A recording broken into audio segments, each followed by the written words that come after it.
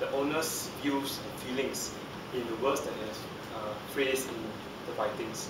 And it is in the past, when we do speeches, we will interpret with our own words, our own feelings.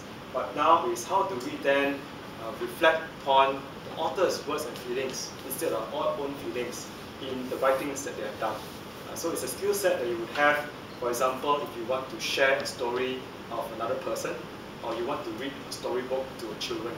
That will give you some skill sets to how to then share these stories in a manner where it is from the author's perspective rather than from your own perspective. So for this book, I'm going to share with you, it's called Tuesdays with Marie. Anyone has read this book before? I think I know John has. And this book was written by Mitch Albom. He's a sports journalist. The book talks about the final course that Mitch Albom has taken from Marie, who is his old professor. And this professor is diagnosed with a neurodegenerative disease called Lou Gehrig disease, and it is a terminal disease in nature. This event took place in the hot damp summer in West Newton, Boston, in 1995. And why the book was entitled Tuesdays with Marie was because the course, which was about the meaning of life, was held every Tuesday. And for the past 13 Tuesdays that Mitch has attended, we talked about love, work, family, community, aging. And what I'm going to share with you today is about the 14th Tuesday with Marie. And this talks about how we say goodbye. So I shall start the interpretative reading.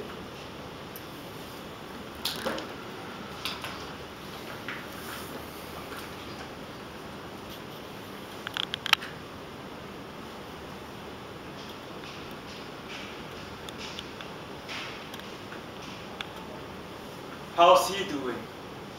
I said. Not so good. She bit her lower lip. I don't like to think about it. He's such a sweet man, you know. I knew. This is such a shame. Charlotte came down the hall and hugged me.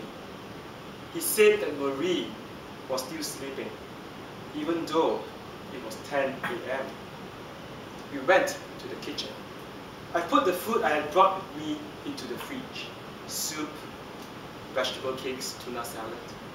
I apologized to Charlotte for bringing it. Marie hadn't chewed food like this in months. We both knew that, but it had become a small tradition. Sometimes when you're losing someone, you hang on to whatever tradition you can. Marie's study was empty. I was confused. Then I turned back hesitantly to the bed, and there he was, lying in bed, under the sheet. I had seen him like this only one other time, when he was getting massaged. And the echo of his aphorism, when you are in bed, you are dead, began anew in me. I entered, pushing a smile onto my face. He wore a yellow pajama top-like. A blanket covered him from chest down. The lump of his form was so withered that I almost thought that something was missing. He was as small as a child.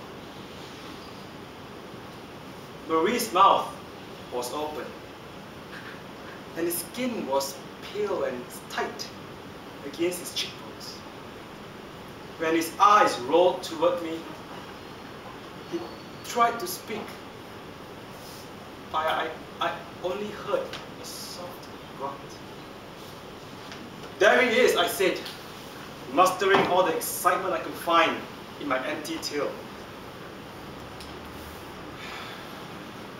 He exhaled, shut his eyes, and smiled.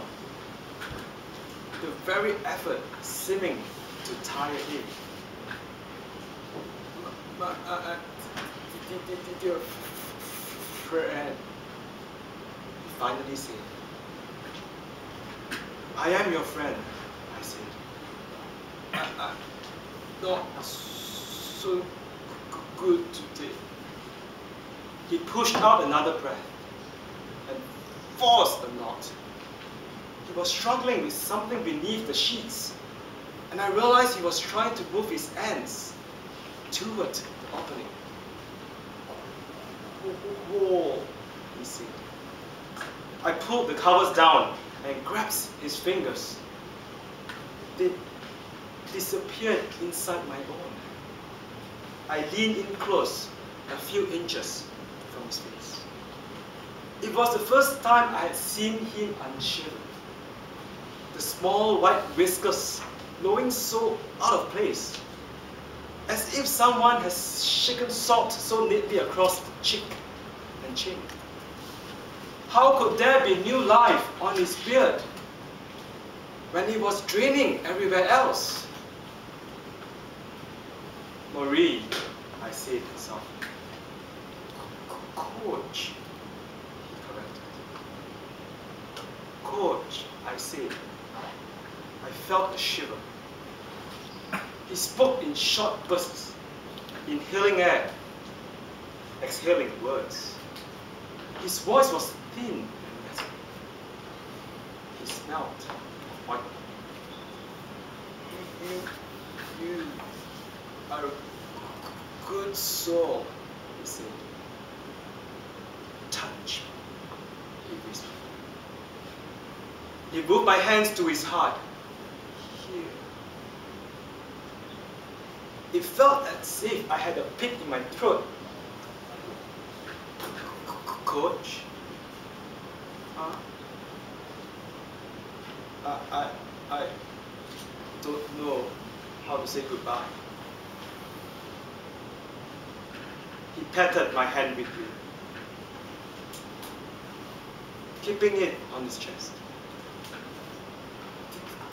This is how to say goodbye. He breathed softly, in and out. I could feel his ribcage rise and fall. Then he looked right at me. Love you, he rasped. I love you too, Coach.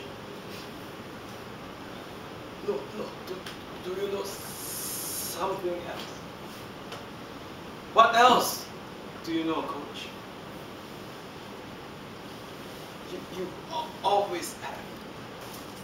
His eyes got small, and he cried. His face contorting like a baby who hasn't figured out how his tear ducts work. I held him close for several minutes. I rubbed his loose skin. I stroked his hair. I put a palm against his face and felt the bones close to the flesh, and the tiny white tears felt as if it came from the droppers. When his breathing approached normal again, I cleared my throat, and I said I knew he was tired, that I should be back next Tuesday, and I expected him to be a little bit more alert than you. He snorted lightly, as close as you could come to a laugh. It was a sad sound, just the same. I leaned in and I closed him closely.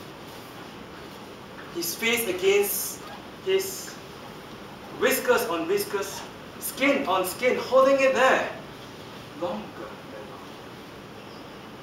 Just in case he gave him even a split second of pleasure.